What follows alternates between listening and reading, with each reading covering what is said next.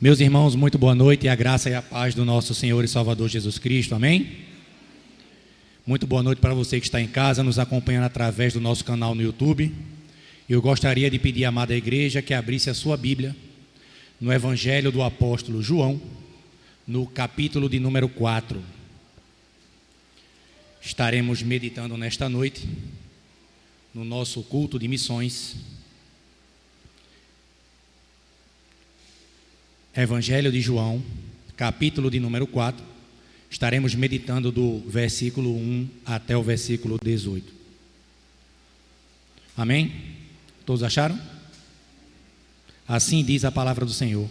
A epígrafe do texto, esse nome negrito que está em cima da sua Bíblia aí, vai dizer: a mulher samaritana. Quando, pois, o Senhor veio a saber que os fariseus tinham ouvido dizer que ele, Jesus, fazia e batizava mais discípulos que João, se bem que Jesus mesmo não batizava, e sim os seus discípulos, deixou a Judeia, retirando-se outra vez para a Galiléia. E era necessário atravessar a província de Samaria. Chegou, pois, a uma cidade samaritana chamada Sicar, perto das terras que Jacó dera ao seu filho José. Estava ali a fonte de Jacó. Cansado da viagem, assentara-se Jesus junto à fonte, por volta da hora sexta. Nisto veio uma mulher samaritana tirar água. Disse-lhe Jesus: dá-me de beber, pois seus discípulos tinham ido à cidade para comprar alimentos. Então lhe disse a mulher samaritana: como sendo tu judeu, pedes de beber a mim, que sou mulher samaritana? Porque os judeus não se dão com os samaritanos. Replicou-lhe Jesus: se conheceras o dom de Deus, e quem é o que te pede, dá-me de beber, tu lhe pedirias, e ele te daria água viva. Respondeu-lhe ela: Senhor, tu não tens com que tirar, e o poço é fundo. Onde, pois, tens a água viva? És tu, porém, maior que Jacó, o nosso pai, que nos deu o poço, do qual ele mesmo bebeu, e bem assim seus filhos e o seu gado? Afirmou-lhe Jesus: quem beber desta água, tornará a ter sede. Aquele, porém, que beber da água que eu lhe der, nunca mais terá sede. Pelo contrário, a água que eu lhe der, será nele uma fonte a jorrar para a vida eterna. Disse-lhe a mulher: Senhor, dá-me dessa água, para que eu não mais tenha sede, nem precise vir aqui buscá-la. Disse-lhe Jesus: vai, chama o teu marido e vem cá. Ao que lhe respondeu uma mulher: não tenho marido. Replicou-lhe Jesus: bem disseste, não tenho marido, porque 5 maridos já tiveste, e este agora tens não é teu marido. Isto disseste com verdade. Amém? Meus irmãos, quando olhamos para esse texto e vemos o tema que foi proposto, ele nos propôs uma pergunta: para você, quanto vale uma vida? Ou qual o valor de uma vida? Quanto custa para você uma vida? Quando a gente olha para o mundo aí fora, quando a gente começa a perceber as coisas que acontecem aí fora, vendo tanta maldade, tanta crueldade no coração das pessoas, eu queria lhe fazer uma pergunta. Se coloque nesse exato momento no lugar de Deus. Se coloque no lugar de Deus. Você que tem agora, nesse momento, todo o poder no céu e na terra, e você tem a condição de convencer as pessoas de não praticarem mais o mal. Quem você condenaria e quem você salvaria? Pense aí por um minuto.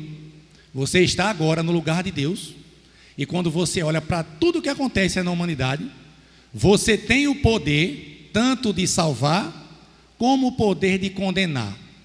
Agora, nesse exato momento, no seu coração, reflita comigo: quem você salvaria e quem você condenaria?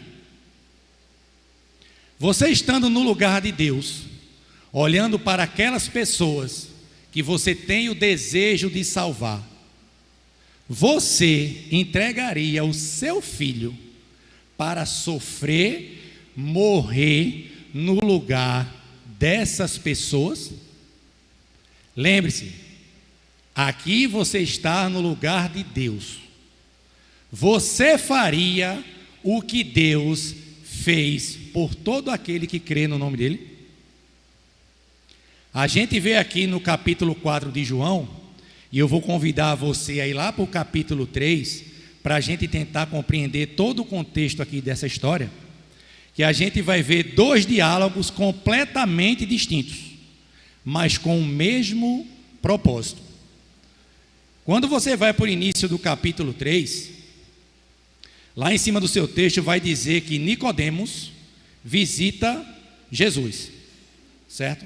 E Jesus sai de uma conversa com o mestre da lei e vai conversar com uma mulher samaritana. Quando a gente olha todo o capítulo 3, a gente vai ver Jesus pregando o evangelho, ensinando a um mestre da lei.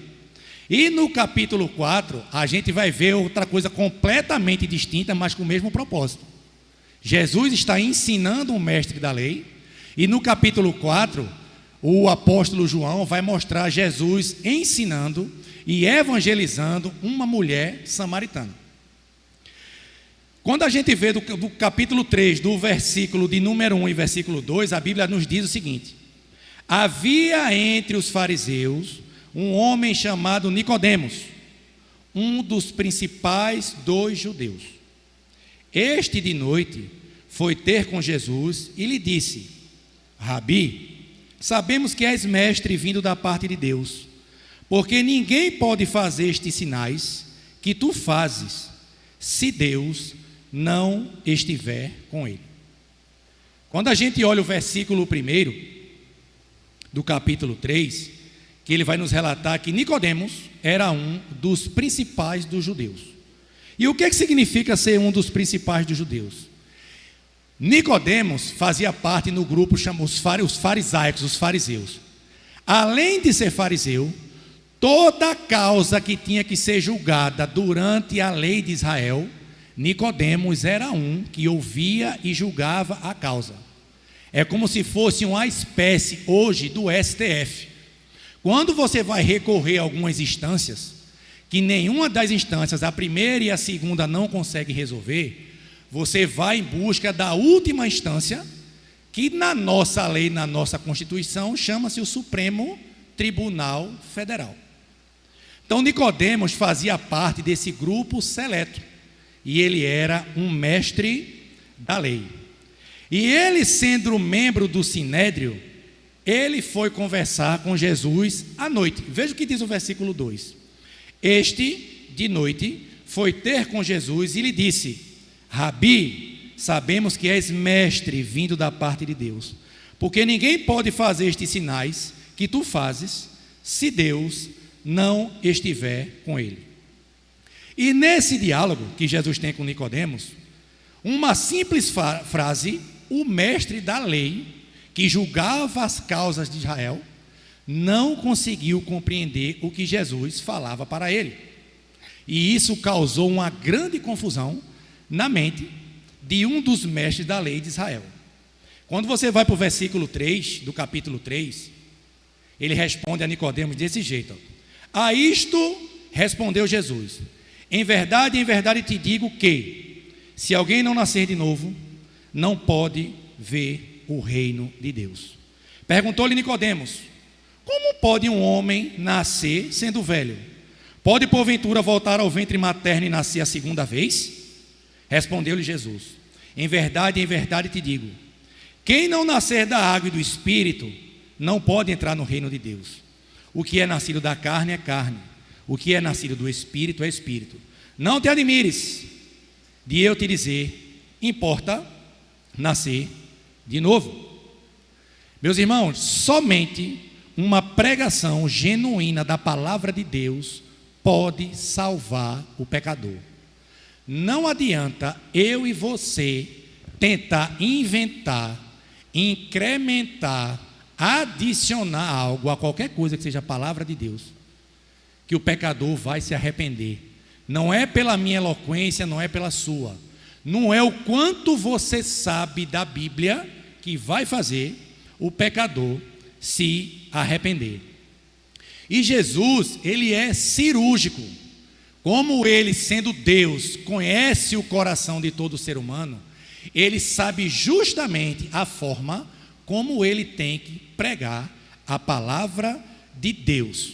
E ele vai dizer o seguinte no versículo 14 e 15, ele diz a Nicodemos: e de modo, porque Moisés levantou a serpente no deserto, assim importa que o Filho do Homem seja levantado, para que todo aquele que nele crê tenha a vida eterna. O contexto aqui do capítulo 3 está dizendo que Jesus está pregando o evangelho a um mestre da lei. Então, quando ele prega o evangelho a um mestre da lei, ele tem que ensinar o evangelho de acordo com o que conhece o mestre da lei. Nicodemos, sendo o mestre da lei, ele tinha que saber por que o povo estava no deserto e foi levantado uma serpente para que aquele povo olhasse para aquela serpente de bronze que tinha sido levantado e cresce naquilo que eles estavam vendo. Quando você volta lá para o Antigo Testamento, na lei de Moisés, no livro de Números, todo o capítulo 21 vai dizer que o povo de Israel venceu uma batalha, e após vencer a batalha, eles estavam caminhando, e eles começaram a murmurar novamente com Moisés. A murmuração do povo de Israel era assim: não tem água, a gente não tem o que comer, era melhor estar no Egito. Toda vez que você for olhar a lei de Moisés, a Torá, quando aquele povo sai do Egito, a reclamação é sempre a mesma: não tenho o que comer, não tenho o que beber, me tiraram do Egito para a gente morrer de sede aqui. E nesse contexto do capítulo 21 de Números, a Bíblia vai nos dizer que Deus mandou serpentes abrasadoras, e essas serpentes começaram a picar o povo que estava no deserto, e esse povo começou a morrer. E na hora esse povo chegou para Moisés e disse assim: Moisés, intercede por nós, a gente se arrepende do que a gente está dizendo, diga a Deus que pare com isso. Quando Moisés ora a Deus, aí Deus vai dizer a Moisés, lá no capítulo 21 de Números, no versículo de número 9, a Bíblia diz o seguinte: fez Moisés uma serpente de bronze e a pôs sobre uma haste. Sendo alguém mordido por alguma serpente, se olhava para a de bronze e ele sarava. Então Jesus está ensinando um mestre da lei, através da lei, que ele era o Messias e que para nascer de novo tinha que olhar para a cruz, tinha que ver a obra de Cristo na cruz do Calvário. E Jesus ainda explica a sua missão. O que a gente tem que aprender com Cristo? Quando nós pregamos o Evangelho, quando a Bíblia diz que temos que fazer discípulo é ensinar aquele a quem você está pregando a palavra de Deus. Ele não pode ter dúvida do que ele está ouvindo.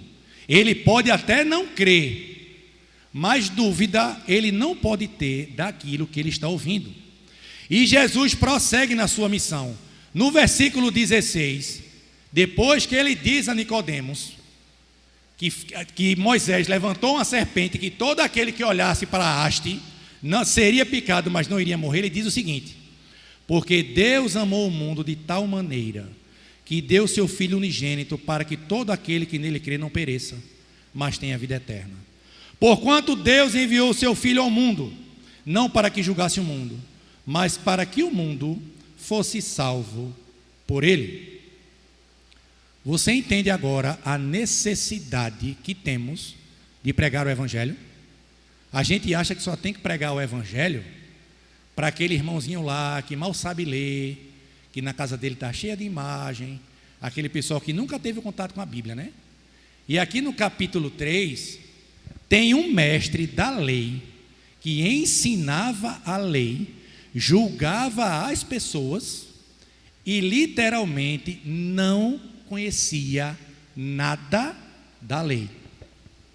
O Evangelho, ele tem que ser pregado a todos. Não existem barreiras, não existem preconceitos. Qual é a única forma do homem ser salvo? através da pregação do Evangelho. Não importa se ele é doutor ou se ele é analfabeto. Não importa, isso não interessa. O Evangelho tem que ser pregado a toda a criatura. O evangelista Mateus diz no capítulo 24 do seu Evangelho, no versículo 14, ele diz que: e será pregado este Evangelho do reino por todo o mundo, para testemunho a todas as nações. Então virá o fim. Para Jesus não existem barreiras. O foco do mestre é pregar o Evangelho do reino. E quando vai para o capítulo 4, que é o texto que a gente vai meditar, a gente vai ver que já começa a epígrafe do texto com uma mulher samaritana. Se a mulher na época de Jesus, ninguém dava valor a nada para a mulher, veja que Jesus sai da missão de ensinar o mestre da lei para ensinar uma mulher, e essa mulher sendo samaritana. E ele começa aqui, ó, capítulo 4, versículo 1. Quando, pois, o Senhor veio a saber que os fariseus tinham ouvido dizer que Jesus batizava, fazia e batizava mais discípulos que João, se bem que Jesus não batizava, e sim os seus discípulos, deixou a Judeia, retirando-se outra vez para a Galileia. E era necessário passar por Samaria. Se você olhar o detalhe do texto, o texto vai dizer que por que o apóstolo aqui escreveu que era necessário ele ter que passar por Samaria. No percurso, quando se vai sair de onde Jesus estava para poder passar por Samaria, vocês lembram do nosso tema? Para você, quanto é que vale uma vida? Quanto custa uma vida para você? Você acha que tem que pregar o Evangelho para quem? Só para aqueles que você acha que merece, aos seus olhos, por ser uma pessoa piedosa, ouvir o Evangelho para ser salvo? Ou pregar o Evangelho para aquele que comete atrocidades? O grande exemplo que a gente vê aqui, quando a gente vai para o impacto missionário, principalmente para as pessoas que tiveram a oportunidade de ir para o Novo Rumo, no Novo Rumo você encontra na rua todo tipo de pessoa. Vai do cara que cantava no coral da igreja àquele que está fugido porque cometeu um homicídio. Na sua visão, quem é que merece ouvir o Evangelho? O cara que se afastou da igreja? Ou aquele cara que cometeu um homicídio? Porque a gente tem uma mania de dizer assim: não, isso aí é tão ruim que Deus deveria queimar logo, mandar logo para o inferno. E eu e você não somos ruins dessa forma, não? Porque quem era para ir para o inferno também era eu e você. O que nos separa do estuprador, do homicida, do cara que bate na mãe, do cara que queima um bebê vivo com a mulher grávida, é só a misericórdia de Deus. É só isso que separa nós das pessoas que cometem isso. E o Evangelho não chegou até a mim e a você? Por que não é para chegar nesses povos, nessas pessoas? E o texto aqui vai dizer que era necessário Jesus passar por Samaria. Havia 3 estradas de onde Jesus estava, da Judeia, para poder chegar na Galileia, para fazer esse trajeto. Uma pelas proximidades da costa, através da praia, outra através da Pérea e outra através de Samaria. Alguns judeus, só para não passar onde estavam os samaritanos, por dentro de Samaria, eles arrodeavam toda a costa para não ter que chegar perto dos seus irmãos samaritanos. Porque os samaritanos também eram judeus. A diferença é que eles eram judeus mestiços. E Jesus, na sua agenda, com seu propósito, decide passar por Samaria. A missão é de Deus. A missão pertence a Deus. Nós somos os agentes. Confie no dono da missão. Pregue o Evangelho onde você estiver e deixe o restante que Deus se responsabiliza. Sabe por que tem certos lugares que a gente não quer pregar o evangelho? Porque muitas das vezes a gente fala e desce a ripa em Jonas, né? No profeta Jonas. A gente fala que só de Jonas. Mas muitas das vezes nós somos igual a Jonas. Nós achamos quem é que tem que ouvir a palavra e quem não tem que ouvir a palavra. Porque a gente sabe que o homem só pode se salvar quando ele ouve a palavra e crê no nome que está acima de todo nome. E a gente faz escolhas, né? Sobre isso, né? Ou a gente se preocupa, meu Deus, como é que eu vou pregar o evangelho aqui? Será que essas pessoas vão me aceitar? O que vai acontecer comigo se eu for falar com esse drogado ou com esse que está bêbado? Quem teve a experiência de evangelizar, principalmente quem sai aqui para impacto missionário, você chega num lugar e entra numa casa, às vezes você entra na casa de um traficante e nem sabe. O pessoal do Novo Rumo aqui já está habituado toda quarta-feira a encontrar com esse tipo de pessoa. E se você não teve oportunidade e sentir vontade de ir, você vai perceber que o cara está usando droga naquele exato momento ali. Quando o pessoal desce do carro e diz assim: eu posso trazer uma palavra de Deus para você, ele pode estar fazendo o que for, ele para até de usar droga para ouvir o evangelho. Mas ele não parou de usar droga para ouvir o evangelho porque ele vê em você uma pessoa de Deus ou porque você tem uma didática para pregar o evangelho, não.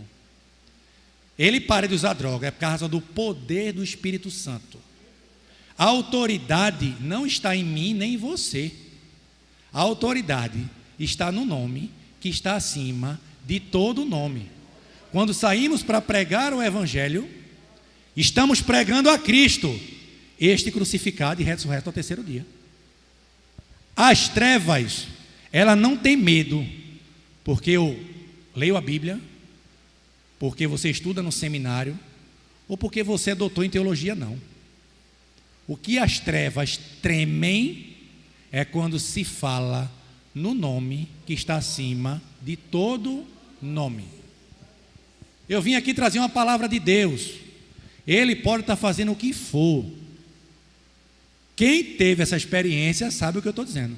Ele vai parar o que está fazendo. Até o cara que está usando droga, ele diz: ei, para aí o que está fazendo, que agora aqui, o pessoal aqui vai orar. Eles podem até fazer o que querem depois, mas naquele momento, eles param para ouvir a palavra. E quando a gente vai fazer a missão de Deus, não existe acaso. Acaso é para as pessoas aí fora, né? Tem até uma canção aí, né? Do cabo que diz assim: o acaso vai me proteger quando eu estiver distraído, né? O cabo acha que é o acaso que protege ele, né? E a gente vai ver que para algumas pessoas aí fora existe acaso, mas para nós que conhecemos a Deus, sabemos que existe um propósito para todas as coisas. Versículo 4, versículo 5 e 6 diz assim, olha. Quando Jesus passa por Samaria, no versículo 4, o versículo 5 diz assim: chegou, pois, a uma cidade samaritana chamada Sicar, perto das terras que Jacó dera ao seu filho José. E estava ali a fonte de Jacó. Cansado da viagem, assentara-se Jesus junto à fonte, por volta da hora sexta. São exatamente meio-dia. Quando a Bíblia narra aqui a hora sexta, você acrescenta mais 6 no nosso horário. Então lá, na hora que Jesus chegou e sentou no poço, eram exatamente meio-dia. Eu vou só citar um exemplo. Se aqui sem ar-condicionado está quente, imagine lá no deserto de meio-dia. E Jesus senta no poço, ao lado do poço. E a Bíblia vai dizer que ele estava cansado de uma viagem, porém, tinha um poço, tem água dentro do poço, e como é que o cabo vai tirar água para beber? E a gente vê no texto, que no versículo 7 vai dizer, ó, nisto veio uma mulher samaritana tirar água. Imagine você saindo para pregar o evangelho, e você para no lugar e diz, mas rapaz, Senhor, estou fazendo a tua obra, estamos com fome, com sede, chega a estar dando vontade de desistir. Aí quando você olha, vem a provisão de Deus, porque a missão é dele, e é ele quem sustenta o obreiro. Faça o que ele está mandando e deixe o restante com ele. A Bíblia vai nos dizer no versículo 5 que a cidade que Jesus estava era chamada, a cidade samaritana chamada Sicá. Sicá significa cidade dos bêbados. Imagine você chegar numa cidade para pregar o evangelho, onde o nome da cidade significa cidade dos bêbados. Jamais duvide daquele que lhe mandou fazer a obra. Tem coisa que Deus está mandando você fazer, e você fica assim: Senhor, é isso mesmo? Lembra quando Deus disse a Ananias para lá e visitar Saulo? A Ananias disse assim: Senhor, tem alguma coisa errada aí, porque esse homem persegue a igreja, esse homem só faz o que é mal na igreja, e o Senhor está mandando eu ir lá. Aí Deus disse: vai lá, que para mim ele é um vaso, vá lá e ore por ele, vá lá, eu estou mandando você ir lá. Quem está mandando, meus irmãos, sustenta.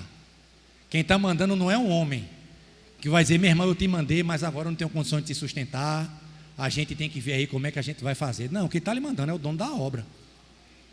Nunca duvide de quem ele mandou fazer a obra. Ele vai suprir todas as suas necessidades.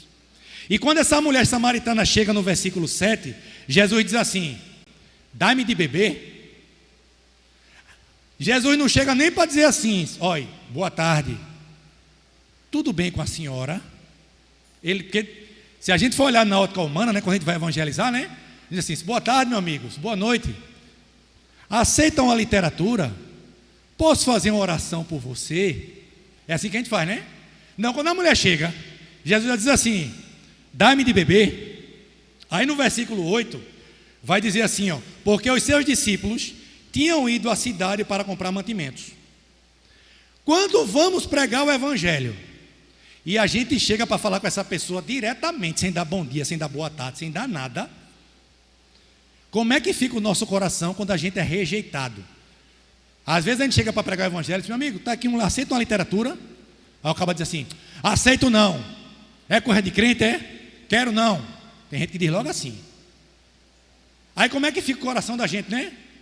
Meu Deus, a igreja fez uma vigília a noite todinha para o senhor preparar o terreno. A gente orou a semana todinha, jejuou, e a primeira pessoa que a gente vai pregar o evangelho, o cara já recebe a gente assim, quebrando o coração desse homem. Aí tu vai em outra pessoa, fala assim: não, não quero ouvir nada aqui não. Como é que fica o nosso coração? E aí a gente olha para essas pessoas e tem que entender que essas pessoas estão mortas nos seus delitos e pecados. Aí veja o que diz a mulher samaritana no versículo 9. Ele diz assim, ó: então lhe disse a mulher samaritana, da mesma forma como Jesus não disse bom dia, boa tarde, ela responde na lata. Veja o que ela diz. Então lhe disse a mulher samaritana, versículo 9: como sendo tu judeu, pedes de beber a mim, que sou mulher samaritana? Porque os judeus não se dão com samaritanos. Você já parou para se perguntar por que os judeus não se dão com samaritano? A gente vai entender aqui 5 coisas por que o judeu não se dava com o samaritano. E existem alguns aspectos para isso. São coisas que se explicam, mas não se justificam. Israel passou 120 anos sem aquele povo ser dividido. Ou seja, só existia um rei governando todo aquele povo. Foram 40 anos do rei Saul. A Bíblia vai nos dizer entre 40 e 42. Depois de Saul, quem foi o próximo rei? Davi, mais 40 anos. Depois de Davi teve Salomão, mais 40 anos. Então aquele povo passou 120 anos junto, sendo governado por um único rei. Porém, no reinado de Roboão, filho de Salomão, esse reino é dividido. Quando Roboão está prestes a assumir o reino, o que as pessoas disseram? Disseram, olha, quem vai assumir o reino é o filho de Salomão. Antes dele assumir, vamos lá dizer a ele que o pai dele está cobrando muito imposto, está muito pesado. É a gente ganhando dinheiro e pagando imposto, a gente só vive para pagar imposto. Vamos lá falar com ele. Aí chegaram lá em Roboão, diminui o imposto. Aí quando o senhor assumir, diminui o imposto que o negócio está pesado. Aí Roboão disse, se o meu pai já cobrava altos impostos de vocês, o meu dedo midinho aqui vai ser mais pesado do que a mão do meu pai. Quem vai cobrar imposto em vocês sou eu. É eu que vou arrochar.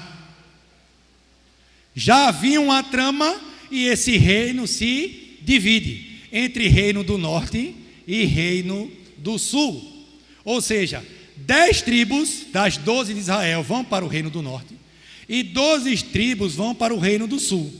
Essas 10 tribos vão ser governadas por Roboão como rei, e as outras 2 tribos, sendo Judá e Benjamim, vão ser governados pela dinastia do rei Davi. Salomão, Roboão e os outros reis que vinham depois. Após esses povos serem divididos, esses povos são levados cativos. O reino do norte, as 10 tribos são levadas pelos assírios, e as outras 2 tribos são levadas por Nabucodonosor, o rei da Babilônia.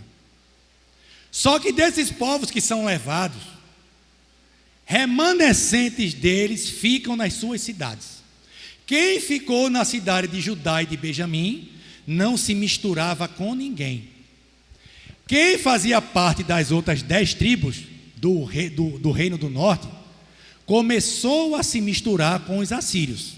Ou seja, quando os assírios levam pessoas do reino do norte, tudo que não prestava na Síria, o que o rei dizia? Para não ter dor de cabeça aqui, manda para Jerusalém, deixa esse povo se virar por lá. Agora você imagine uma nação que não tem mais governo, quem governa é um rei ímpio, começa a mandar estuprador, ladrão, gente que adora outros ídolos. Eles vão fazer o quê? Perverter todo aquele povo. Como a lei dizia, a lei de Moisés dizia que o judeu não poderia contrair casamento com pessoas mistas, eles não poderiam se misturar. E o que o povo do reino do norte fez? Começou a se misturar. E isso começou a criar rixa com o outro povo do outro lado, o povo que era na dinastia do rei Davi. Por isso que eles tinham ódio dos samaritanos, porque eles eram um povo mestiço. O judeu, ele cria assim, tem que ser com pedigree. Quando Paulo vai dar suas credenciais, não para se vangloriar, mas para mostrar a humilhação do evangelho, ele diz assim, eu sou judeu de judeu, da tribo de Benjamim, quanto à lei fariseu. O judeu tinha orgulho de dizer, eu não sou mestiço, eu tenho pedigree, eu sei de onde eu vim. Os samaritanos não podiam dizer isso, porque eles eram um povo misturado. Quando esse povo está começando a voltar do cativeiro com Esdras, lembra que a gente estudou na EBD de Tobias, Sanbalate, que aquele povo começou a querer atrapalhar a reconstrução do templo em Jerusalém, em Judá? Aquele povo que estava atrapalhando, nada mais, nada menos, eram aquelas misturas dos samaritanos. E isso aí é que fazia o judeu ortodoxo ficar com mais ódio ainda. O povo está vindo uma leva com Esdras e outra leva com Neemias. Aí está tudo destruído. Aí eles começam a reconstruir o templo. E os samaritanos, com inveja, não, vocês não vão construir nada aqui não. O que a gente puder fazer, já que a gente está no fundo do poço, vocês têm que estar também. Então essas era uma das rixas, das grandes rixas que tinha entre judeus e samaritanos. Por isso que eles não passavam nem por perto. Só que a Bíblia vai nos dizer, no versículo 4 do capítulo 4, que era necessário Jesus passar por Samaria. Porque para Jesus não existe acepção de pessoas. Ele salva quem Ele quer, não é quem eu e você acha que tem que ser salvo. Ele já escolheu quem vai ser salvo antes da fundação do mundo. Antes dele dizer, haja luz e houve luz, ele já tem seus eleitos.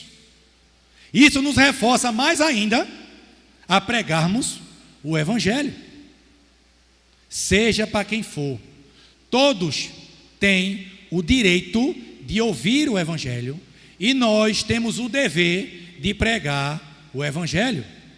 Quem vai ser salvo, em quem Deus vai fazer a obra, não interessa nem a mim nem a você. O que eu e você temos que fazer é pregar a palavra, e Deus é soberano e salva quem Ele quer, quando quer e na hora que quer.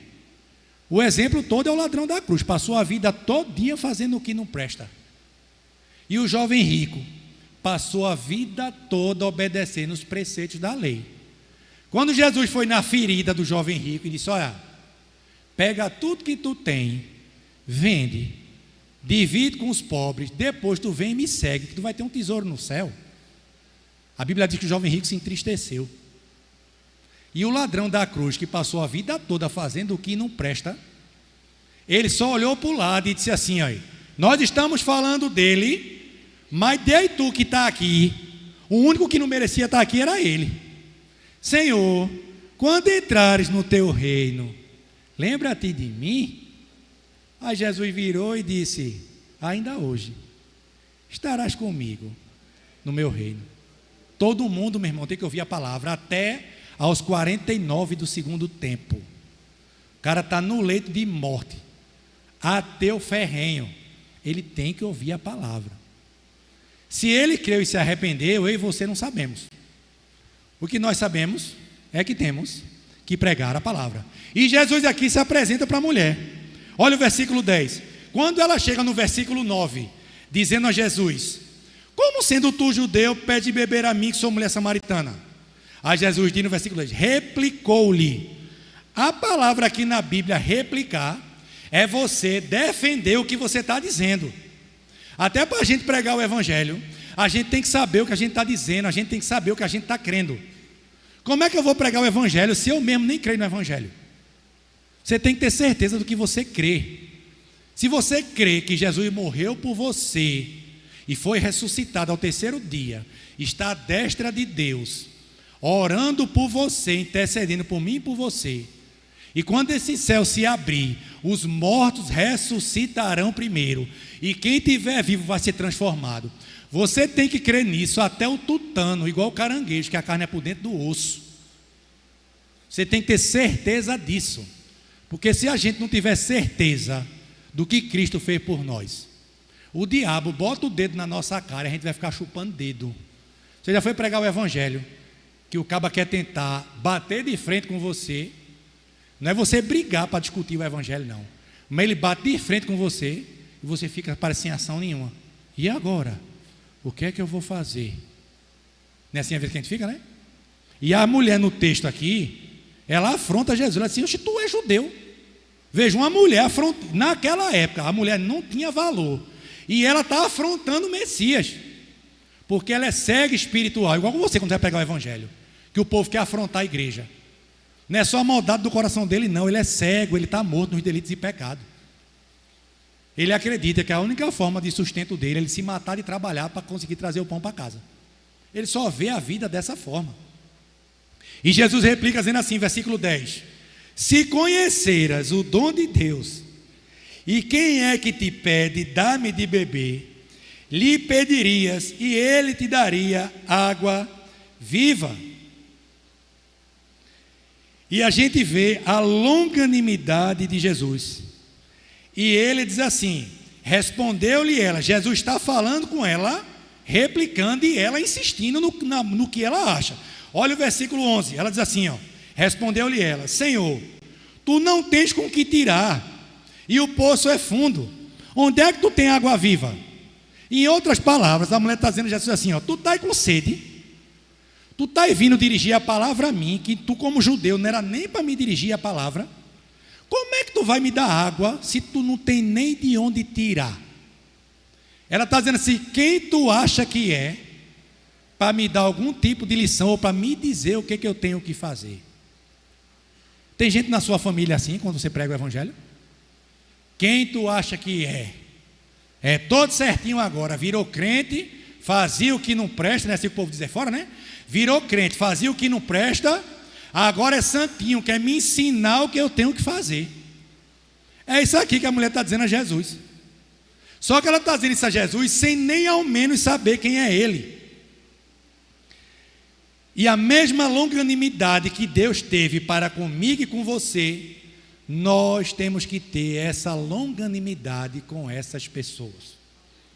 Quando a gente vai para o versículo 12, a mulher ainda afronta dizendo o seguinte, ó: és tu porventura maior que Jacó, nosso pai, que nos deu o poço do qual ele mesmo bebeu, e bem assim os seus filhos e o seu gado? Olha o que a mulher está dizendo, ela está chegando para o Salvador do mundo. Então assim, tu é maior do que Jacó, é? E olha que ela sabia que Jacó era enganador, viu? Já pensou? Se ela imaginasse na mente dela que ela está afrontando aquele que pode salvar e aquele que pode condenar. Só que a Bíblia nos diz que Jesus olhava para aquele povo como ovelhas que não tinham pastor. O povo aí fora, meu irmão, está cego. O povo aí fora, você vai falar do amor de Cristo, eles não estão nem aí. E se ele puder pegar os crentes e dar uma pisa de bambu e mandar embora, eles iriam fazer. Sabe por que eles não fazem? Porque nós pregamos a Cristo pelo poder do Espírito Santo.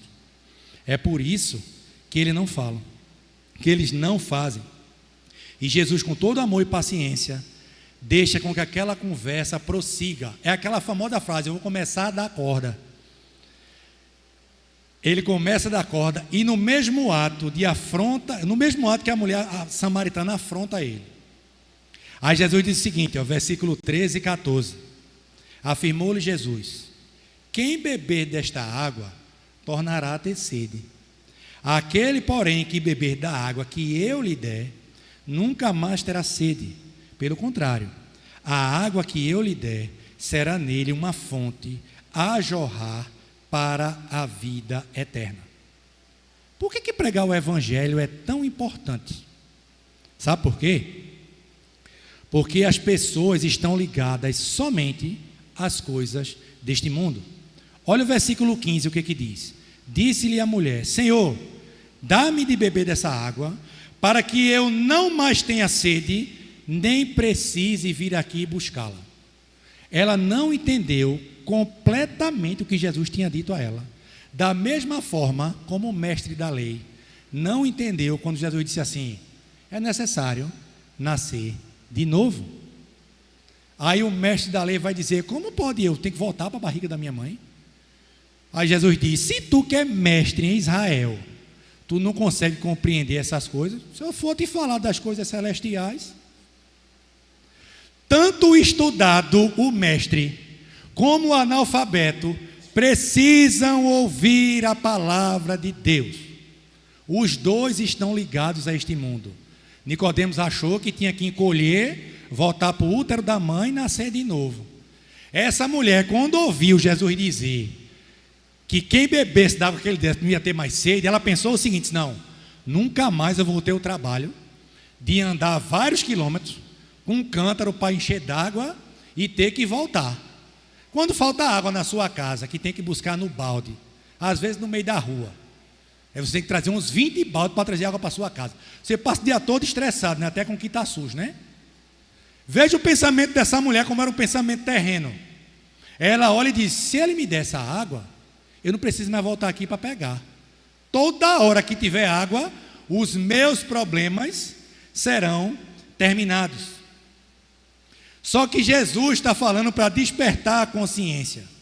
Muitas pessoas querem água viva, mas será que as pessoas que querem água viva estão com sede suficiente para beber desta água? Quando o Espírito Santo abre o nosso entendimento, é despertar em nós um senso de culpa. Quando o Espírito Santo, nós ouvimos a pregação da palavra, a nossa mente se abre e a gente diz assim: rapaz, esse cara está falando certo mesmo, é verdade mesmo. Eu estou errado e eu preciso de alguém que me ajude. Quem pode me ajudar? Como assim? Cristo, o Salvador, é Ele que perdoa o pecado. Olha o versículo 17. Versículo 16, Jesus disse assim: disse-lhe Jesus: vai, chama o teu marido e vem cá. E a mulher respondeu: não tenho marido. Replicou-lhe Jesus: dissestes bem, não tenho marido. O diálogo aqui desperta no coração da mulher a contar a verdade a quem ela nem conhecia. Você já teve a experiência de pregar o evangelho para a pessoa e ela começa a contar a você toda a história da vida dela? Quem vai para o impacto missionário, que tem a oportunidade de ir, que tem van, tem ônibus, e às vezes a gente deixa de ir, ou até para o Novo Rumo, a gente perde uma grande oportunidade de ser edificado pela palavra de Deus. Porque a gente vai pregar o evangelho, a gente acha, não, né, eu estou indo na autoridade de Cristo, e é verdade, e eu vou abençoar a vida das pessoas, é verdade, mas você também vai ser abençoado, que você começa a olhar para você, e dentro do seu coração você percebe que você nem digno é de pregar a palavra de Deus. Quando o entendimento dessas pessoas é aberto, Jesus começa a despertar no coração daquela mulher a fé verdadeira, a ponto dela dizer que não tinha marido. Ela não precisou nem confessar o restante, e Jesus já sabia o que tinha no coração dessa mulher, e ela sabia a quem estava esperando. Às vezes a gente diz assim: a gente tem que pregar o evangelho porque as pessoas ainda não ouviram falar de Cristo. Algumas pessoas já ouviram falar de Cristo, e quanto mais elas ouvem falar de Cristo, você tem que falar mais e mais e mais. É o que a Bíblia chama de persuadir. Persuadir é você dizer àquela pessoa corriqueiramente que ela está em pecado, que ela peca e que ela precisa de um Salvador. E a mulher estava à espera do Messias. Olha o versículo 25, o que diz. Ela diz assim, ó: eu sei, respondeu a mulher, que há de vir o Messias, chamado Cristo. Quando ele vier, nos anunciará todas as coisas. E Jesus se apresenta diante dela. O versículo 26 vai dizer: disse-lhe Jesus: eu sou o que eu falo contigo. O Messias que tu está esperando sou eu. Em nenhum momento você vai ver Jesus aqui dizendo: eu sou o Messias. Você não estava dizendo que eu não tinha condições de tirar água para beber do poço? Você não estava achando que eu não falava com o samaritano? Jesus não diz isso à mulher. Jesus não passa nada na cara da mulher, ele não passa nada em rosto. Spurgeon vai dizer que se tem alguém que sabe que nós fazemos tudo o que não presta, este é Jesus. E nem por isso ele lança no nosso rosto. A Bíblia diz que se estivermos com o coração contrito e quebrantado e confessarmos os nossos pecados, ele é fiel e justo para nos perdoar e nos purificar de toda e qualquer injustiça. O perdão só foi para mim e para você, foi? O perdão, ele tem que ser estendido através da pregação do Evangelho. Aí eu faço de novo a pergunta do início do tema. Para você, quanto vale uma vida?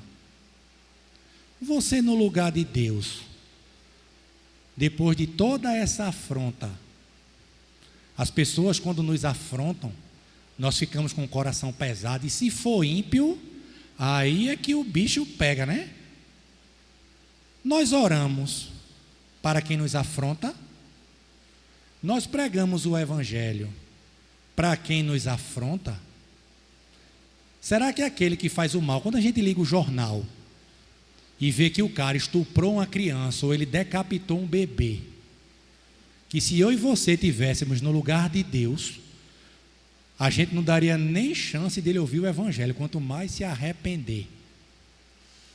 E a maior prova disso é a conversão do apóstolo Paulo, que ele diz que dos pecadores ele era o pior, e a graça transformou aquele homem, depois de Jesus, o maior missionário da igreja primitiva. Todos, meus irmãos, têm que ouvir o evangelho. Todos. Até se você for pregar o evangelho com raiva no coração, igual Jonas, Deus vai lhe mostrar que seu coração é duro, e você vai pregar o evangelho, e aquele caba que você tinha ódio dele, você vai ver ele entrar pela porta da igreja dando glória a Deus.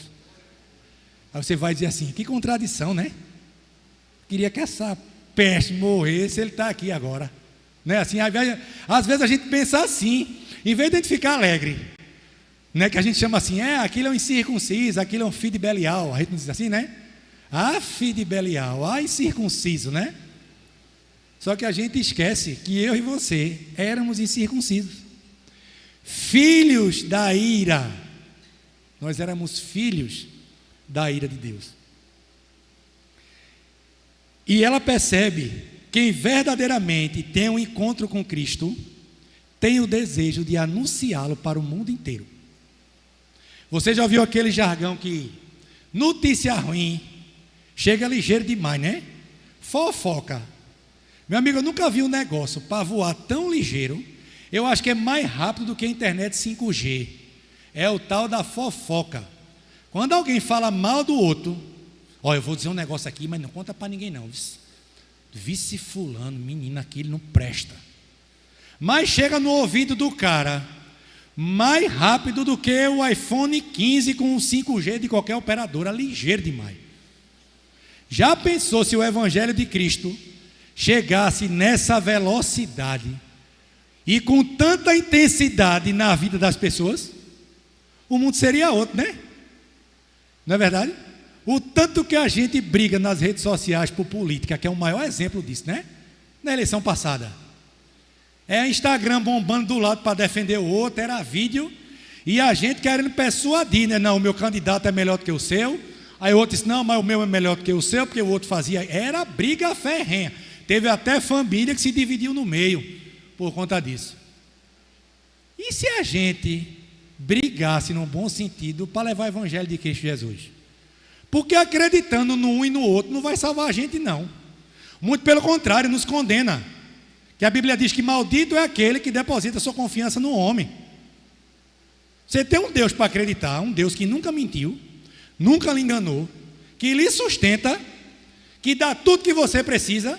Aí você prefere deixar de acreditar nele para acreditar no outro que mente a você, que mente para mim e para você. Quem tem um encontro com Cristo tem o desejo de pregar o evangelho. Olha o que essa mulher fez no versículo 28 e 29. Ela vai dizer o seguinte: quanto a mulher deixou o seu cântaro e foi à cidade e disse àqueles homens: vinde comigo e vede um homem que me disse tudo quanto eu tenho feito.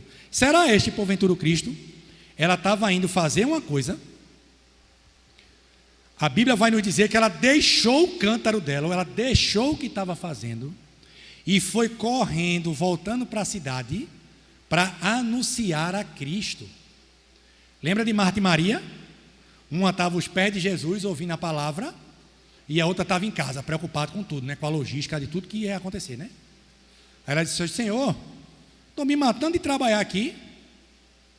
A outra, sentadinha, não quer nada. Mas Jesus disse: ela escolheu a melhor parte. A melhor parte sou eu estou aqui pregando a palavra, a vida. Se tu não está se importando com o que eu estou falando, aí tu quer se meter na vida do outro. Essa mulher parou o que estava fazendo. Ela foi pegar a água, parou e voltou para a cidade. Sabe qual é o outro detalhe que a gente vê no texto? No versículo 29 e 30, ele diz: ela disse aos homens: vinde comigo e vede um homem que me disse tudo quanto eu tenho feito. Será este porventura o Cristo? Aí sabe o que diz o versículo 30? Saíram, pois, da cidade e vieram a ter com ele. Quando Jesus ressuscitou, ele apareceu primeiro para quem? Para 3 mulheres, não foi? Quando as mulheres chegaram lá nos discípulos e disseram assim: só aí, ele ressuscitou, apareceu para mim, apareceu para Maria. O que é que os discípulos disseram? Conversa. E desde quando ele vai aparecer para a mulher? Assim que a mulher era tratada naquela época. Se ele tiver que aparecer, ele vai aparecer para a gente, que somos apóstolos dele. Nós andamos com ele. Quando saíram os 70 que dividem 2, nós expulsamos o demônio, vocês não expulsaram o demônio. Eles poderiam pensar assim. Mas Jesus apareceu para aquelas mulheres. E aqueles homens não deram credibilidade àquelas mulheres. E Jesus aqui, quando fala com a mulher, se aquelas mulheres, que estava Maria, a mãe dele, Maria Madalena e a outra Maria, se aquelas mulheres que tinham uma vida reta, que andavam com Cristo, as pessoas não queriam acreditar no testemunho dela. Imagine acreditar numa mulher que já teve 4 maridos e o último ela estava vivendo com um marido de outra mulher. Tu acha que alguém vai acreditar numa história dessa? E a gente vai olhar para o texto e diz que quem faz a ação é o Espírito Santo. Não importa quem você foi, o que você fez, quem você é. Quando você prega o Evangelho, quem vai trazer as pessoas é o Espírito Santo de Deus. Não é o que você foi no passado. Ah não, era uma prostituta, era um cachaceiro, fazia tudo que não presta. Sim, fazia, mas Deus me salvou e hoje eu estou pregando o Evangelho. O caba passou a vida toda criado na igreja, desde bebê, a vida todinha reta, nunca se desviou. Aí nasceu de novo. Não é por isso que as pessoas vêm ouvir o Evangelho. É porque o Espírito Santo atrai essas pessoas através da pregação do Evangelho. Essa mulher aqui não era doutora da lei feito Nicodemos, não andou com Jesus, não sentava para ouvir as palavras do mestre como os apóstolos e os judeus, e mesmo assim, no primeiro momento, quando ela reconhece que Cristo é o Messias, ela sai para pregar o Evangelho, sem se importar quem ela era. Ela não estava nem aí se ela já tinha tido 4 maridos, se o marido que ela estava era do outro.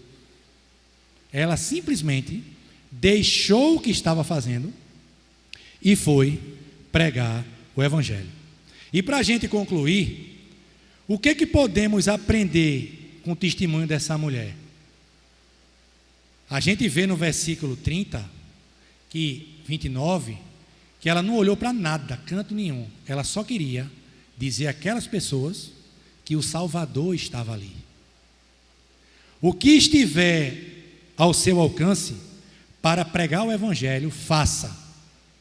Está na sua mão, eu tenho a chance de pregar o Evangelho, pregue.